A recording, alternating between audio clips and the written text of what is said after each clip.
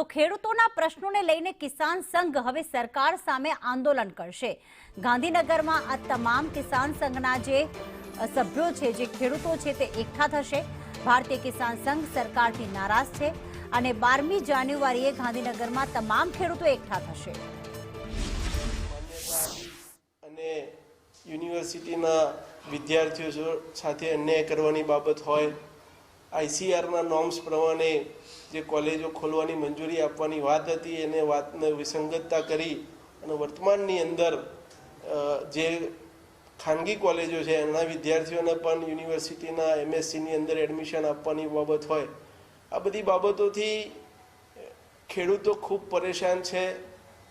ધારની વાડે બાબત હોય, એટલે અનેક રજૂઆતો વિશેષ કારોબારીની બેઠકની અંદર કાર્યકર્તાઓ દ્વારા પ્રદેશ સમક્ષ રજૂ કરી અને પ્રદેશે પણ એમને કીધું છે કે સરકાર આપણી વાત ક્યાંક અનદેખી કરી રહી હોય એવું દેખાઈ રહ્યું છે, તો એ વાતને ઉજાગર કરવા માટે 12 જાન્યુઆરીએ સરદાર પટેલ સાહેબના સાનિધ્યમાં સમગ્ર ગુજરાતભરથી ખેડૂતો એકત્રીકરણ થવાના છે।